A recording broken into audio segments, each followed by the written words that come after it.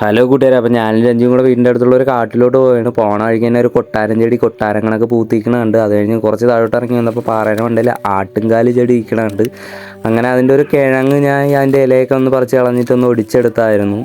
സംഭവം ഇതാണെന്ന് എനിക്ക് അറിഞ്ഞുകൂടായിരുന്നു. പിന്നെ അമ്മ പറഞ്ഞിട്ടുള്ള ഒരു അറിവ് വെച്ചിട്ട് ആ ഊഹത്തിൻ്റെ ഇതിലാണ് ഞാൻ ഇത് ഒടിച്ചെടുത്തത്. സംഭവം അത് തന്നെയായിരുന്നു. ഇതിൻ്റെ പിറ ആട്ടിൻ്റെ രോമം കണക്കാണ്. പിന്നെ ഇത് സൂപ്പ് വെച്ച് കുടിക്കുമ്പോൾ ആട്ടിൻ്റെ അതേ രുചി എന്നൊക്കെയാണ് പറയണത്. അത് കഴിഞ്ഞ് കുറച്ച് താഴോട്ട് ഇറങ്ങി വന്നപ്പോൾ ഒരു വീട് പൊളിഞ്ഞ് കിടക്കണുണ്ടായിരുന്നു. പിന്നെ ഈ മരം എന്തിനാണെന്ന് എനിക്ക് മനസ്സിലായില്ല, പക്ഷെ കാണാൻ നല്ല രസമുണ്ടായിരുന്നു. പിന്നെ പണ്ടത്തെ ഒരു ഓർമ്മയിൽ പാള കണ്ടപ്പോൾ ഒന്ന് എടുത്ത് നോക്കിയായിരുന്നു.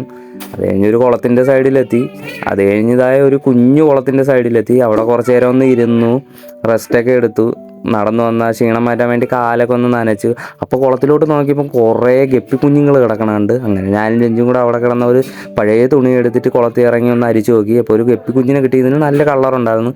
പിന്നെ കിട്ടിയതൊക്കെ മൊത്തവും ഒരുമാതിരി പരലിൻ്റെ അതേ കളറാണ്. പക്ഷേ ഇതെല്ലാം ഗപ്പികളാണ്. ഈ കുളത്തിൽ കിടന്നിട്ട് ഇങ്ങനെ ആയതാണെന്നാണ് തോന്നുന്നത്. പിന്നെ അതിനെയൊക്കെ ആ കുളത്തിൽ തന്നെ തിരിച്ചിറക്കി വിട്ട്. അങ്ങനെ നോക്കിയപ്പോൾ തൊട്ടപ്പുറത്തായിട്ട് ഒരു ജാതിമരം നിൽക്കുകയായിരുന്നു. ജാതിമരത്തിൻ്റെ മൂട്ടിൽ പോയി ജാതിക്കയൊക്കെ ഉണ്ടാകുന്ന നോക്കിയായിരുന്നു. പക്ഷേ ജാതിക്കൊന്നും കിട്ടിയില്ല. എന്നിട്ട് നമ്മൾ തിരിച്ച് വീട്ടിലോട്ട് വന്നു. അപ്പോൾ വീഡിയോ ഇഷ്ടപ്പെട്ടാൽ ലൈക്ക് അടിക്കണേ.